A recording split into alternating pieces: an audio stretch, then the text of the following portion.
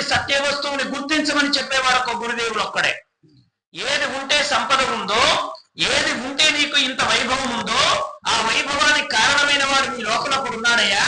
అతడున్నంత కాలమే ఈ వైభవం అంతా ఉంటోంది. అతడు ప్రక్కగా తప్పుకున్న తర్వాత పెద్ద ఊరేగింపు ఉంటుంది. ఆ ఊరేగింపు చూడడానికి నీవు ఉండవు.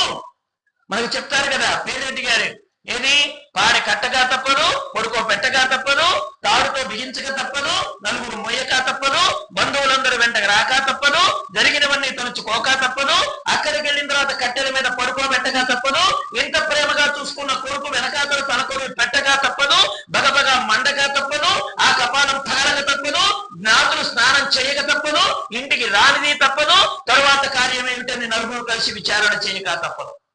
కాబట్టి ఇవన్నీ జరిగి తీరుతాయి ప్రపంచంలో. మనతోనే ప్రపంచం మొదలు కాలేదు. ప్రపంచం ఇంతకు ముందర చాలా మందితో ప్రారంభమైంది. అద పురుషో హవై నారాయణో అకామయత ప్రజా సృజేతి నారాయణ ప్రాణో జాయతే మనస్సర్వేంద్రియాణి చ కంబాయుజ్యోతిరాప పృథివీ విశ్వస్య ధారిణి. ఎంత అద్భుతంగా చెప్పాయి ఉపనిషత్తులు.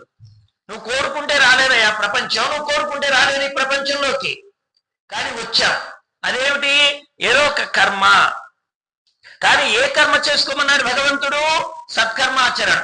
అసలు మనకి ఏ పని చేయాలో ముందు అర్థం కావాలి, ఏ పని చేయకూడదో అర్థం కావాలి. ఓ పిల్లాన్ని స్కూల్లో చేర్పించేటప్పుడు ఏవి చేయాలి, ఏవి చేయకూడదు, ఏవి డూ ఆర్ డోంట్, ఏది చెయ్యాలి, ఏది చేయకూడదు, దీని సారాంశం మొత్తాన్ని సద్గురు శివానందమూర్తులు వారు చెప్పారు. ఒక్కటే మాట చెప్పాడు ఆయన, డూ గుడ్ బీ గుడ్ అన్నాడు. ఒకటే మాట. మీకు చేతనైతే మంచి చెయ్యండి, డూ గుడ్, ముందు మంచి చెయ్యండి, బీ గుడ్, ఎప్పుడూ మంచిగా ఉండండి అన్నాడు. మనసులోకి కలతలు వస్తే, లోపల కుళ్ళినటువంటి ఆలోచనలు లోపల ఉంటే పరమాత్మ వచ్చి ఎలా కూర్చుంటాడు?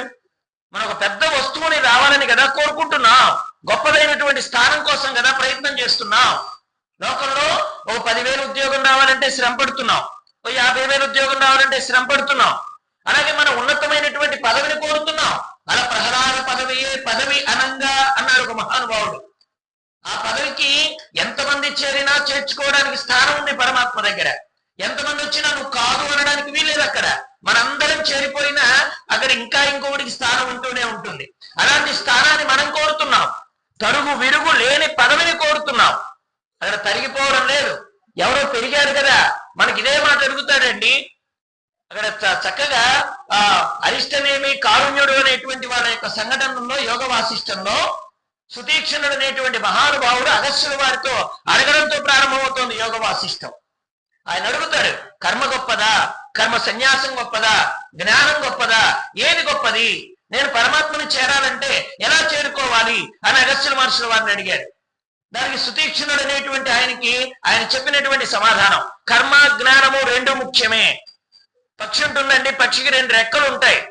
ఆ 2 రెక్కలు లేకుండా పక్షి ఎగరగలదా? కేవలం నాకు ఒక రెక్క చాలు, ఇంకో రెక్క ఎక్కర్లేదంటే పక్షి ఎగురుతుందా? అలాగే కర్మాచరణం అంటే ఏది చేస్తే బంధనంలో నువ్వు పడవో అటువంటి కర్మ నీకు గురుదేవులు చెప్తారు. మనకి దుఃఖం ఎందుకు కలుగుతుందో తెలుసా అండి? ఇంత గురుబోధ వింటున్నాం, భజనలకు పెడుతున్నాం, గుడులకు పోతున్నాం, దీపాలు పెడుతున్నాం, స్నానం చేస్తున్నాం, ఉపవాసాలు ఉంటున్నాం, జాగరణ చేస్తున్నాం. దుఃఖం ఎందుకు కలుగుతోందంటే గురుమాటని విచారణలో పెట్టుకోకపోవడం వల్ల, ఆచరణలో పెట్టుకోకపోవడం వల్ల. వింటున్నాం, విడుతున్నాం, కూర్చుంటున్నాం, గురువు చెప్పిన దానికల్లా తలాడిస్తున్నాం, చెప్పేటువంటి అంతా కూడా సత్యం అని మన మనసు చెప్తూనే ఉంది. ఇక్కడ కూర్చున్నంతసేపు అందరి మనసులు ఎలా ఉంటాయంటే అంతా సత్యమే కదా, ఇదంతా హుళక్కే కదా, ప్రపంచానికి యథార్థపు సత్తా లేదు కదా, ఈ ప్రపంచానికి అధిష్టానమైన వాడు ఎవరో ఒకరు ఉంటేనే కదా ఇది ఇలా నిలబడగలుగుతోంది అనేటువంటి విషయం అవగతం అవుతుంది. కానీ బయటకు వెళ్ళగానే మరలా విషయాదులు, మళ్ళీ ఇంద్రియాదుల యొక్క సుఖాలు, ఏవో చెప్పుడు మాటలు వినడం. అంటే అప్పటిదాకా ఈ గురుబోధన వినటువంటి చెవులు ఎప్పుడైతే బయట విషయాలు వినడానికి చెవిని అందిస్తున్నాయో, కడివెడి పాలలో ఓ చిన్న విషపు బొట్టు పడితే ఆ పాలు ఎలా పనిచేయకుండా పోయి వాడి ప్రాణాన్ని తీస్తాయో, ఇంత జ్ఞానాన్ని గురువు దగ్గర ఆర్జించినటువంటి మనం కూడా బయటికి వెళ్లి విషయాదుల్లో పడిపోతే ఓ చిన్న విషపు బొట్టు చాలు మన పాలు ఖరాబ్ అయిపోవడానికి. మనం చావడానికి విషం పెద్ద అక్కర్లేదండి. విషమీగో ఇంత తీసుకుంటే చాలు. లోకంలో ఏదో ఉంటుందట, మన వాళ్ళు చెప్తారు, సైనైడ్ లాంటిది ఏదో ఉంటుందట. దాని రుచిని తయారు చేసిన వాడు చూద్దామని నాలుగు మీద వేసుకున్నాడటండి. తయారు చేసిన వాళ్ళు ఎవడో ఉంటాడు కదా, అడిపెట్టి సీను ఫ్యాన్ అడిపెట్టి నా కళ్ళు జూయమంటారు.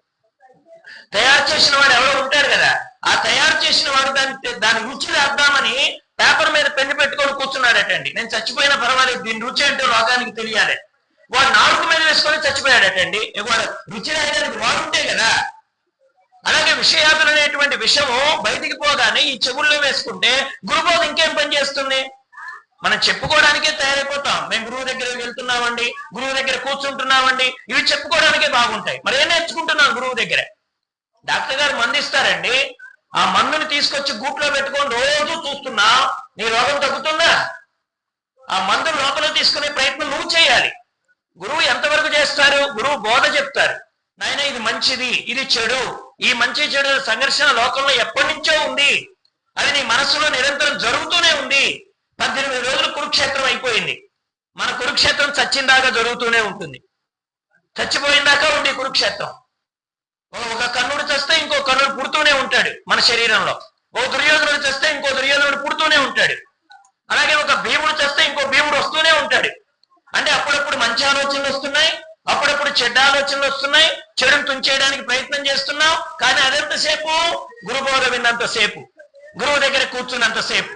అలా ఉంటే నిజమైనటువంటి జ్ఞానం అవుతుందా? అందుకని కర్మాభక్తి, జ్ఞానము, వైరాగ్యం ఇవేమి కూడా విడదీయరానటువంటి సంబంధం కలిగినటువంటి. అందుకని కర్మ కూడా అవసరమే అన్నాడు అగస్త్య మహర్షులు వారు. సుతీక్షణుడని మహానుభావుడితో చెప్పాడు, కర్మ కూడా అవసరమే.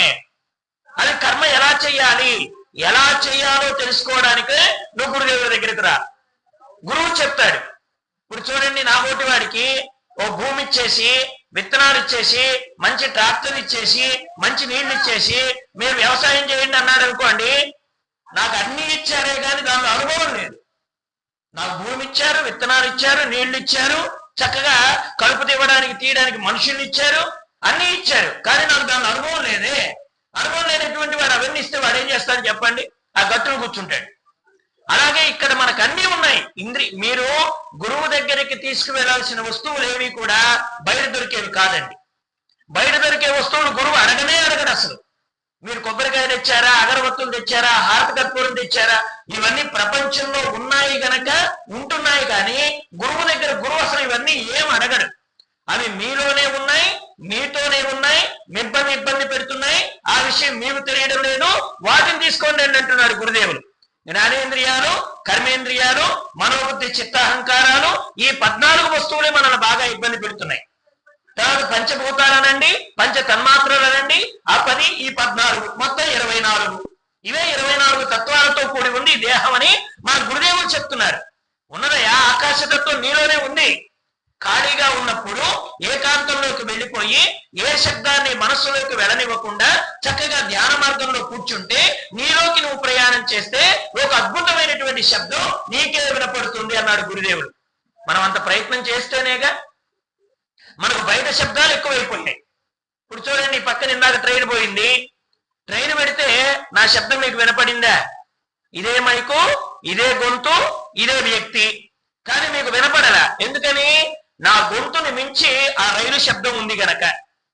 నా గొంతుని మించి రైలు శబ్దం ఉంటే మీరు నా శబ్దాన్ని ఎలా వినలేకపోతున్నారో, అలాగే మన లోపల ఉండేటువంటి ఒక అద్భుతమైన ఓంకారనాదం అది నీలోనే ప్రారంభమవుతుంది. ఆకాశం శబ్ద గుణం. శబ్దం దేనికి వస్తుంది? తన్మాత్రంలో. శబ్దం దేనికి సంబంధించింది? ఆకాశానికి సంబంధించింది. ఆకాశానికి సంబంధించినటువంటి శబ్దం అది నీలో ఎలా ఉంటుంది?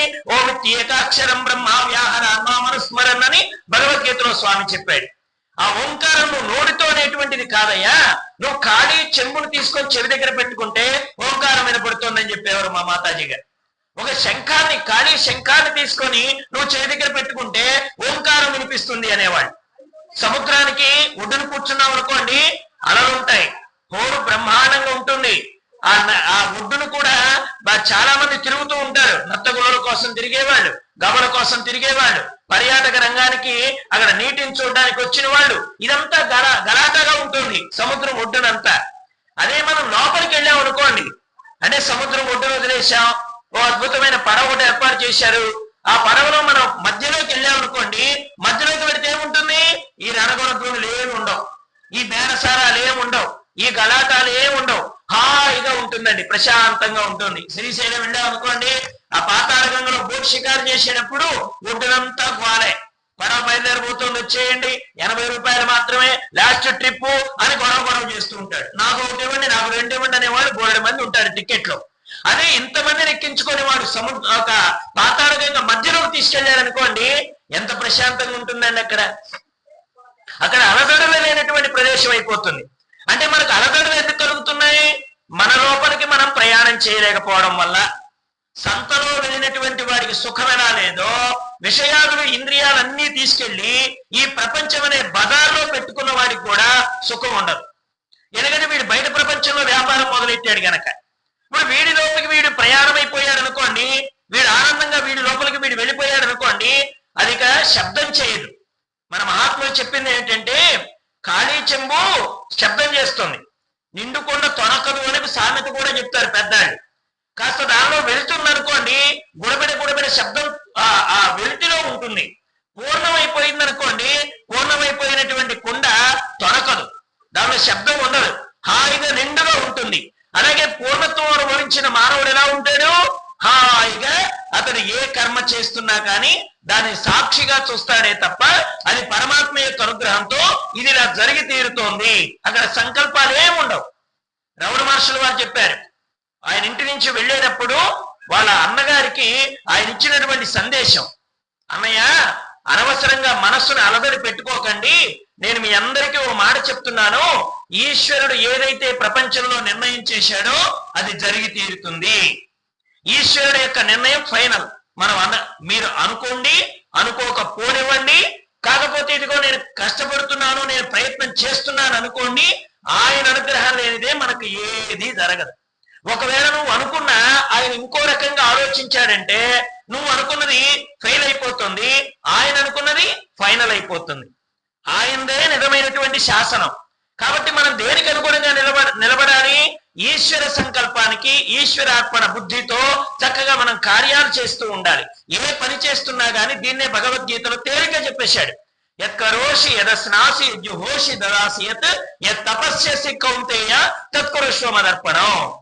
ఈ పిచ్చి జనాలందరూ కూడా నన్ను సేవించడం అంటే ఎంతో కష్టం అనుకుంటున్నారు కానీ, అర్జున నేను దొరకడం చాలా తేలిక, నా పని చాలా తేలిక. లోకంలో ప్రపంచంలో కష్టమైనటువంటి దానికంతా బయటికి పరిగెత్తి దిగులు పడుతున్నాం, కానీ దేనికి ఖర్చు అవసరం లేదో అక్కడ నిలబడలేకపోతున్నాం. ఏమండి, వంట చేయమనండి 10, 12, 1 గంట దాకా చేస్తూనే ఉంటారు. పాటలు పాడారు కదా ఇందాక, వాళ్ళు మళ్ళీ తెల్లారి 12 దాకా పాడమనండి, పాడుతూనే ఉంటారు. కానీ కాస్త మనస్సు నిలబెట్టి ఒక 10 నిమిషాలు కుదురుగా కూర్చోమన్నారు అనుకోండి, 10 నిమిషాలు ఎప్పుడవుతుందా అని గడియారం వైపు చూస్తూ ఉంటారు. ఎందుకంటే ఇంద్రియాలకు బాగా పరిగెత్తడం అలవాటైపోయింది.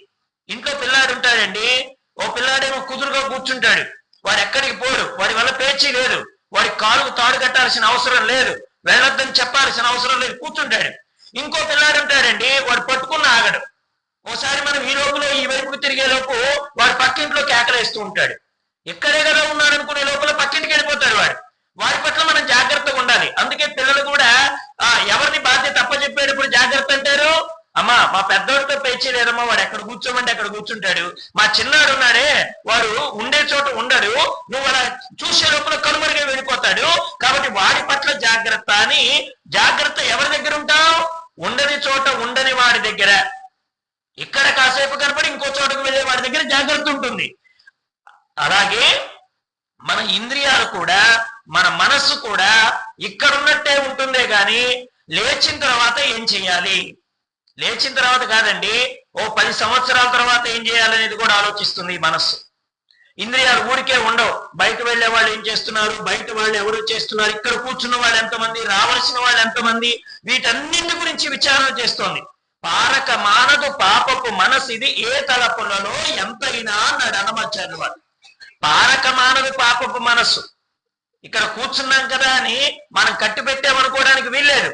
ఇక్కడ దేహం కూర్చుంటుందే గాని విషయాదులు ఎక్కడెక్కడ ప్రయాణం చేస్తున్నాయి. ఇక్కడ కూర్చొని అమెరికాలో కొడుకు ఏం చేస్తున్నాడో ఆలోచించవచ్చు, ఇక్కడ కూర్చొని బెంగళూరులో కోడలు ఏం చేస్తుందో ఆలోచించవచ్చు, ఇక్కడ కూర్చొని మనకి ఎక్కడో ప్రపంచంలో ఎక్కడ ఏది దొరుకుతుందో కూడా ఆలోచించవచ్చు. దీనికి అంత శక్తి ఇచ్చాడు పరమాత్మ. టికెట్ లేకుండానే అమెరికా వెళ్ళిపోతుంది. వీసా అవసరం, అక్కడ స్టాంపింగ్ అవసరం. డబ్బులు ఉన్నంత మాత్రాన్ని పోలేవు. అక్కడ నీకు తెలిసినోడు ఎవరో ఉండాలి, వెళ్ళయ్యో పుల్లయ్యో, వాడిని నీ రాకని ఆమోదించాలి. నీ దగ్గర పోయినంత డబ్బు ఉండాలి. ఇక్కడ నువ్వు కొన్ని ఆధారాలు చూపించాలి. ఆ తర్వాత నీ అదృష్టం బాగుండి వాడు ఒక స్టాంప్ వేస్తే నువ్వు ఇక్కడి నుంచి అక్కడికి ఫ్లైట్ లో వెళ్ళగలుగుతావు. కేవలం ఇప్పుడు చూడండి, ఆ ఖర్చు లేకుండా, పాస్పోర్ట్ లేకుండా, టికెట్ డబ్బులు లేకుండా ఒక్కసారి అమెరికాలో పోయి కూర్చుంటుందండి మనస్సు. దీనికి ఏం ఖర్చా? ఒకసారి నా కొడుకు ఏం చేస్తున్నాడు అనుకుంటే పోయి కూర్చుంటుంది అక్కడ. అంటే ఇది చాలా విచిత్రమైంది. ఈ మనస్సు ఎక్కడుంది? పోనీ ఇదేమన్నా నీకు అన్యంగా ఉందా? నీ మనస్సు నీకు అన్యంగా ఉందా అంటే అది నీలోనే ఉంది. వాస్తవానికి చెప్పాలంటే అది నీ స్వరూపాన్ని బట్టి ఆటలాడుతుంది. చూడండి, ఇదే మనస్సు తెలియక ముందర విషయాల మీదకు వెళుతుంది. అదే ఒక్కసారి గుర్తించింది అనుకోండి, మనం చాలా మార్లు భక్తుల కథలు మనకి చాలా ఉపయోగపడతాయండి. వేదాంతానికి, వైరాగ్యానికి, జ్ఞానానికి, భక్తికి, కర్మకి అన్నింటికీ ఆలవారం ఏంటంటే భక్తుల చరిత్ర. ఎందుకంటే వాళ్ళు కర్మ చేశారు, వాళ్ళు భక్తి చేశారు, వాళ్ళు జ్ఞాన మార్గంలో ప్రయాణం చేశారు, వాళ్ళు కైవల్యాన్ని పొందారు గనక వాళ్ళు కర్మను విడిచిపెట్టలే, గృహస్థాశ్రమాన్ని విడిచిపెట్టలే, ధర్మాన్ని విడిచిపెట్టలే. అందుకని భక్తుల చరిత్ర మనకు చాలా దగ్గరగా ఉంటుంది. చూడండి, మనం చాలా మార్లు ఓ విషయాన్ని గురించి మనం చేసుకున్నాం. పురంధర్ దాస్ గారు ఆయన భక్తుల్లో ఒకడు. ఆయన ఎలాంటి భక్తుడు? పరమ పిసినారండి, ఎవరికి చేయెత్తి దానం చేయడు అలాంటి వాడు.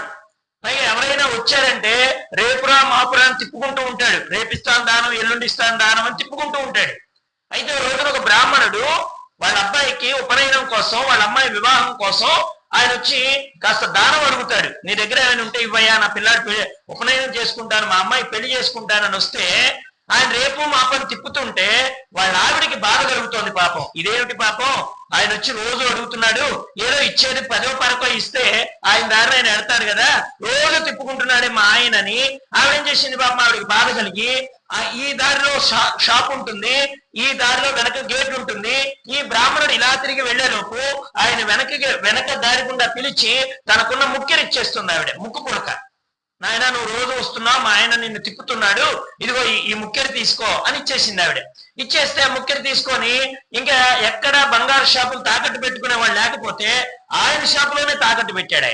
ఆయన భార్య ముక్కు పుడక ఆయన షాపులోనే ఆయనకే తెచ్చి తాకట్టు పెట్టాడు. ఈయన చూశాడు, ఇది మా ఆవిడ ముక్కు పుడకలాగుంది, ఈ బ్రాహ్మణుడికి ఎలా వచ్చింది? అయినా ఈయన అడగడం ఎందుకు, మా ఆవిడని అడుగుతాను, మా ఆవిడని అడిగితే తేలిపోతుంది కదా అనుకున్నాడు. ఆయన సరుగులో వేసుకున్నాడు ముక్కు పుడక, ఆయనకి డబ్బులు ఇచ్చి పంపించాడు. వెంటనే ఇంట్లోకి వచ్చాడు, నీ ముక్కు పుడక ఏది అని అడిగాడు. ఆవిడ ముక్కు పుడక లేదు. స్నానం చేస్తూ తీసి ఎక్కడో ఏ పోపుల డబ్బాలోనే ఎక్కడో పెట్టానండి, చూసుకుంటాను, తర్వాత ధరిస్తానని చెప్తే పోనీలే, లేదని చెప్పలేదు కదా, ఉండేది కదా, సరే ఇవాళ కాకపోతే రేపైనా వస్తువు ఎక్కడికి పోతుంది కనుక అని ఆయన సరైన షాపులోకి వచ్చాడు. షాపులో వ్యాపారం చేస్తున్నాడే గాని దృష్టి అంతా ముక్కు పుడక మీదే. ఆయన దగ్గర ఎంత విలువైన ముక్కు పుడక ఎక్కడిది, అది మా ఆవిడది కదా, మా ఆవిడేమో వస్తువు ఉందంటుంది, మరి ఇక్కడ చూడబోతేనేమో ఇక్కడుంది ముక్కు పుడక, ఇది ఎలా జరిగింది అని ఆలోచిస్తున్నాడు. వ్యాపారం చేస్తున్నాడు కానీ చింతనంతా ఎక్కడుంది? ఆ ముక్కు పుడక మీద ఉంది. ఆఖరికి ఈయన వెళ్ళినప్పుడల్లా ఆ ముక్కు పుడక ప్రస్తావనే తెస్తున్నాడు. దాంతో ఆవిడ చచ్చిపోదామని నిర్ణయం చేసుకుంది. అయ్యో, పరాయి పురుషుడికి ముక్కు పుడక ఇచ్చానని మా ఆయనకి తెలిస్తే నన్ను ఉంచుతాడా, నా జీవితం ఉంటుందా అని ఆవిడ పాపం జీవితాన్ని త్యాగం చేసుకోవడానికి, విషం తీసుకోవడానికి వెడితే ఆ సమయంలో ఆ డబ్బాలో ఆవిడ ముక్కు పుడక అలాంటిదే, అదే వర్ణంతో, అదే తూకంతో ఒక అద్భుతంగా పరమాత్మ లీల చేశాడు. ఆ ముక్కు పుడక ఉంది డబ్బాలో. వెంటనే ఆవిడ తీసుకొని చక్కగా ధరించి వచ్చింది. ఆయనకి కనపడింది ఆ ముక్కు పుడకతో. ఈయన వెళ్ళి షాపులో చూసుకున్నాడు, అదే ముక్కు పుడక షాపులో దీనిలో కూడా ఉంది, సరుగులో.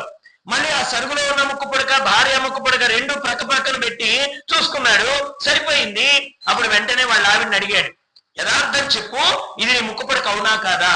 అవును స్వామి, నేను ఆ ముక్కు పుడక బ్రాహ్మణుడికి ఇచ్చేశాను, మరి మీరు రోజు తిప్పుతున్నారు ఆయన్ని, నాకు బాధ కలిగింది, అందుకని పరమేశ్వరార్పణంగా అతడికి నేను ఆ పని చేశాను. ఇప్పుడు ఆవిడ దానం చేసింది. ఆ దానాన్ని ఎవరికి చేశాననుకుంది? పరమేశ్వరార్పణంగా, ఈశ్వరార్పణ బుద్ధితో ఆవిడ కర్మ చేసింది. ఇప్పుడు ఈ కర్మ ఆవిడకి బంధనమైందా? ఇప్పుడు చేసింది ఆవిడ కర్మే చేసింది. కర్మ బంధనమైందా? కాదా. ఎందుకు కాలేదు అంటే ఈశ్వరార్పణ బుద్ధితో కర్మ చేసింది. అంటే మనం ఈశ్వరార్పణ బుద్ధితో కర్మ చేయడం లేదు కాబట్టి మనకు దుఃఖం కలుగుతుంది. ఇదిగో ఇది భగవత్ కార్యం భగవంతుడు అనుకుంటూ చేశామనుకోండి, అది సాగిపోతుంది. ఇది నేను చేస్తున్నాను, నా వల్ల జరుగుతోంది, నేను 10 క్వింటాలు బియ్యం ఇచ్చాను, 20 కేజీలు కూరగాయలు ఇచ్చాను, ఇంకేదో ఇచ్చాను అని అనుకుంటూ ప్రతి దానిలో మనది మనది. ఏమంటే అక్కడికి వెళ్ళి వంకాయ కూర ఎలా ఉంది, ఎవరో అన్నారు బాగుంది, ఆ వంకాయ నేనే ఇచ్చా, ఆ వంకాయ నాయే. ఇంకెవరో అడుగుతారు పరమాణం ఎలా ఉంది, బ్రహ్మాండంగా ఉంది, పోయినసారి ఎవరో చేస్తే మొత్తం సంగటి అయిపోయి కరుసుకుపోయింది, కానీ ఇప్పుడు చేస్తే ఏ గుడ్డుకు ఆ గుడ్డు భలే ఉంది, ఎవరు తెచ్చారనుకున్నావు, నేనే, మా చెల్లలో నేనే ఇప్పించాను, ఖర్చంతా నాదే. నాది అనేది వదలలేకపోతున్నావే, అది ఒక పదార్థంగా మారి భక్తుల చేతుల్లోకి వెళ్ళిపోయి పరమాత్మ స్వరూపానికి నివేదన అయిపోయి స్వామి చక్కగా ఇంతమందిలో చేరి ఆరగిచ్చేస్తున్నాడే, ఆ పరమాత్మ ఇన్ని రూపాల్లో కనబడుతూ ఆనందాన్ని పొందుతున్నాడే, ఆ ఆనందాన్ని పొందడానికి కారణమైన వాడు కదా అని అనుకున్నాడు అనుకోండి, అది ఎంత ఆనందాన్ని ఇస్తుంది. అది నేను ఇచ్చాను, నా తోటలో వంకాయలు, నా తోటలో బంతిపూలు, ఏమండి ఇంకా నాది నేను అనేటువంటిది వదలకపోతే మానవుడికి చిత్తశాంతి ఎక్కడి నుంచి లభిస్తోంది? ఇప్పుడు ఒకవేళ ఆ పరమాణం కుదరలేదు అనుకోండి, ఇచ్చిన వాడే వచ్చాడు, ఎలా ఉందన్నాడు, బాగా లేదన్నాడు అనుకోండి, ఇక వాడు ఎంత బాధపడిపోతాడండి లోపల. ఆ బాధపడడానికి కారణమైందేది నేను అనేటువంటి భావన. ఇప్పుడు కర్మ చేస్తూ అకర్మ ఎలా అవుతుంది? ఈశ్వరార్పణ బుద్ధితో కర్మ చేయి. ఏ ఫలితం వచ్చినా ఈశ్వర ప్రసాదంగా స్వీకరించు. ఈశ్వర ప్రసాదంగా స్వీకరించడం అంటే అర్థం ఏమిటి? ఇప్పుడు ఆవిడ కర్మ చేసింది, బ్రాహ్మణుడికి ముక్కుపుడికి ఇచ్చింది, ఇప్పుడు వాళ్ళ ఆయన వచ్చి అడుగుతున్నాడు, ఇప్పుడు ఈ వీళ్ళలో నేను అనవసరంగా బ్రాహ్మణుడికి ఇచ్చానే, అనవసరంగా దానం చేశానే, ఇప్పుడు ఆయనకి కూడా నా కొంప కూలింది అని అనుకోలేదండి ఆవిడ. ఇప్పుడు ఎవరికి ఇచ్చాను అని అనుకుందో, దైవానికి ఇచ్చాను అనుకుందో, ఆ దైవం ఏది ఇచ్చినా నాకు అది ప్రసాదమే.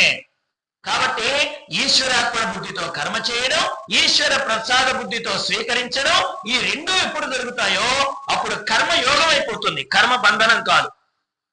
కర్మ యోగం ఎప్పుడవుతుంది, బంధనం ఎప్పుడవుతుంది? అహంకార మమకారాలతో చేస్తే బంధనం అవుతుంది.